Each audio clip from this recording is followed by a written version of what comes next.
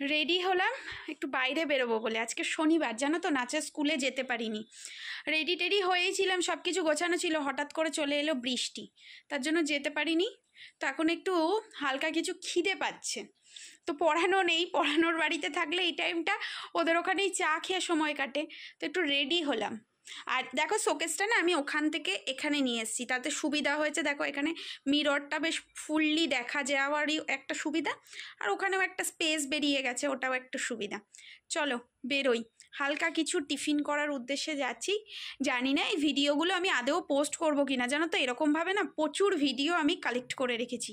আদেও আমি এই ভিডিওটা পোস্ট করবো কিনা, কারণ এরকম ছোট ছোট ভিডিও জানো তো আমি অনেক ক্লিপ তুলে রাখি, তারপর পুরো ফুল ভিডিওটা তোলা হয় না, করা হয় না, সেই জন্য আর পোস্টও করা হয় না। এরকম প্রচুর রয়েছে।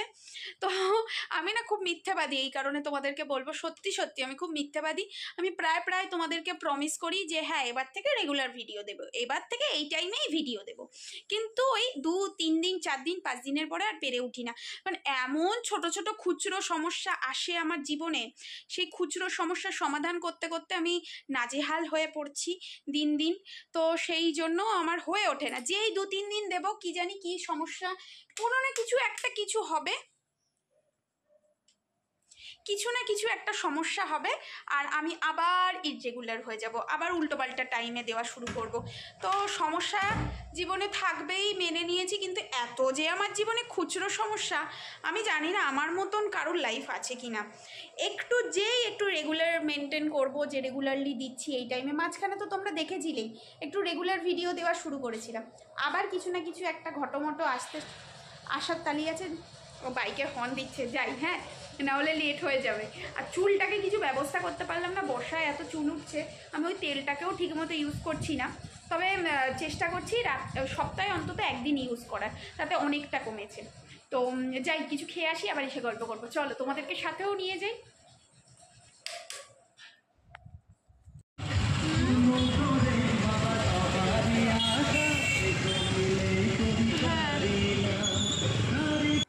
আজ শনিবার, তো ফুচকা ছাড়া তেমন কিছু খাওয়ার অপশান খুঁজে পেলাম না, কারণ নিরামিষই তো খেতে হবে।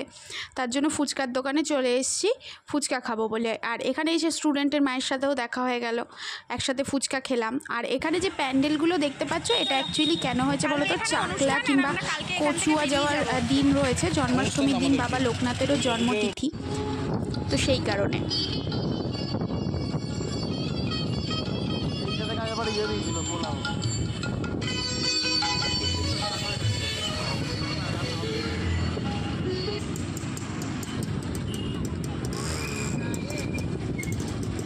আগেরবার অফিস থেকে আসছিলাম এই টাইমে, বলো পুলিশে নেবে না।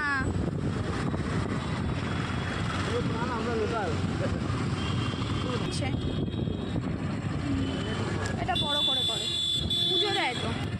ফুচকা টুচকা খেয়ে প্যান্ডেলগুলো দেখতে দেখতে বাড়ি ফিরছিলাম, কিন্তু বাড়ির সামনে এসে আর গলি দিয়ে ঢুকতে পারছি না। দেখো এখানে খোঁড়াখুড়ির কাজ হচ্ছে, অ্যাকচুয়ালি এখানে গ্যাসের লাইন করা হচ্ছে আর কি, জলের লাইনের পাইপগুলো ঠিক করে।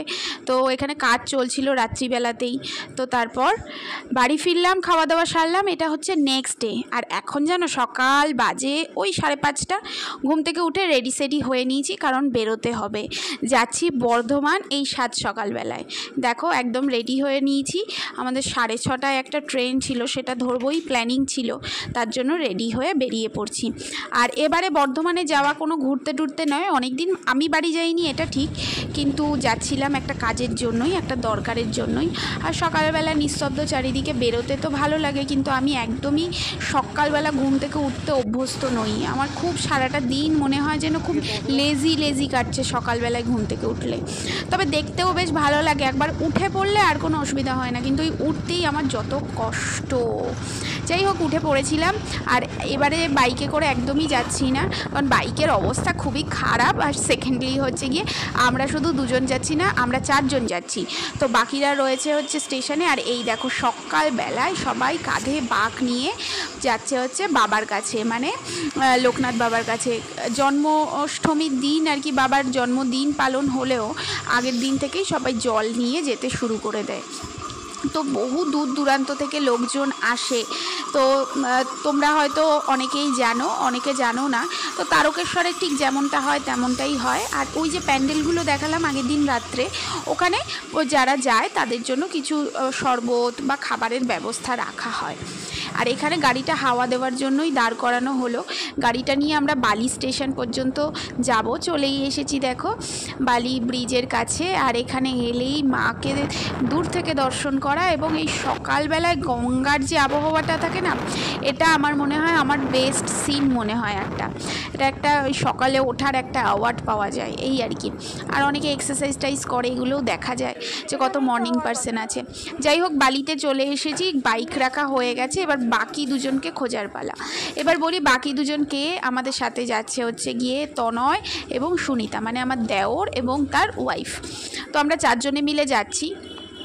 তো ওরা এখানে কোথাও একটা দাঁড়িয়েছে, বাইক রাখেনি, ও যেখানে বাইক রাখে সেখানে রাখবে বলে অন্য কোথাও টিফিন করছিল। তো আমি সকাল থেকে চাটা তো কিছু খেয়ে আসিনি বাড়িতে, তো বাড়িতে খাবো কি, লেট করে উঠেছি আর খাওয়া যায়। যাই হোক, আমি এখানে চা খাচ্ছি। আর ওই দূরে দেখতে পাচ্ছ এই সকালবেলা, এখন কটা বাজে, 6:45 বাজে, 6:30 ট্রেনটা ধরতে পারিনি। তো ও এখন খাচ্ছে কচুরি, নিরামিষ কচুরি পাওয়া যাচ্ছে ওখানে। সুমিতা আর ভাইও খেয়ে নিয়েছে। তো তারপরে ও দেখলাম কচুরি খেলো, কিন্তু আমি খাইনি। ওই সকালবেলা 7টার সময় কচুরি খেলে খুব অস্বস্তি বোধ হয়, তাই চা খেলাম আমি, ওরাও চা খেলো। এরপরে দেখো বালি স্টেশনের নিচের দিকে জলের অবস্থাটা দেখতে পাচ্ছ, মানে এক সাইকেল জল, মানে কেউ যদি সাইকেল, বড় সাইকেল যেগুলো হয় নিয়ে যাচ্ছে, তো তার প্যান্টগুলো ভিজে যাচ্ছে। এরপর ট্রেনে জানোই তোমরা একটু বোরিং ফিল হয়, এতটা দূরত্ব। তো প্রথম ঠিক লাগছিল, ওই পেপার পড়তে যাচ্ছিলাম। তারপরে বাইরের দিকে জানলায় তাকাতে এগোচ্ছিলাম। বাইরের প্রাকৃতিক সৌন্দর্যর কথা তো প্রত্যেকবারই, যতবারই বর্ধমানে যাই তোমাদেরকে বলি যে আমার গ্রাম দেখতে খুব খুব খুব খুব ভালো লাগে। সেই জন্যই তো গ্রামের ছেলেকে বিয়ে করেছি। গ্রামে থাকতে আমি এখনো পর্যন্ত ঠিকমতো পারিনি, ওই 1 দিন 2 দিনের জন্য গিয়ে থাকি। কিন্তু আমার খুব ইচ্ছে আছে পার্মানেন্টলি, আমার যদি সৌভাগ্য হয় সেটা, যে আমি গিয়ে থাকবো। কিন্তু পরিস্থিতিরও তো একটা ব্যাপার থাকে, তো পরিস্থিতি হয়তো এই মুহূর্তে আমাকে করছে না। তবে হ্যাঁ, কিছু ফ্যাসিলিটি যেমন শহরের ভালো আছে, তেমনি কিন্তু কিছু ফ্যাসিলিটি গ্রামের ভালো থাকলেও আবার কিছু জিনিস অসুবিধার কারণও আছে, অনেকগুলোই অসুবিধা রয়েছে। তো যাই হোক, জানি না পরিস্থিতি কোন দিকে নিয়ে যাবে, তো সেইভাবেই এগোবো। আর এখানে আমাকে ভিডিও করে দিচ্ছিল অনয়, আমি জানতামই না। আমি পেপার পড়ছিলাম, একটা পেপার কিনেছিলাম, অনেক দিন পর পেপার পড়ছি। একটা টাইমে তো মানে প্রত্যেক রবিবারে পেপার নিয়ে বসতে হতো। আর হচ্ছে কর্মখালী পেপারটা যেটা রয়েছে, সেই পেপারটা নিয়ে আগে বসে দাগ দিতাম। তো চলে এসেছি মশাগ্রাম স্টেশনে। এখানে আমার খিদে পেয়ে গেছে, ওরা তো সকালবেলা খেয়েছে, আমি তো খাইনি। তো আমি এখানে ঘুগনি খাচ্ছিলাম, তবে সুমিতা নিরামিষ খাবে, তো সেই জন্য ও নিরামিষ খাচ্ছিল আর আমি এখানে ঘুগনি খেয়ে নিয়েছি। তারপর দেখো এখানে মাছ টাছ বিক্রি হচ্ছিল, তো মাছ নিয়ে যেতে বলেছিল মা, কিন্তু এখানে না মানে 10টা বাজে সবে, তাতেই মাছের ইয়েটা একদম শেষ, আর একটু এগিয়ে যেতে হতো। তো আমরা যাইনি, টোটো ধরে নিলাম।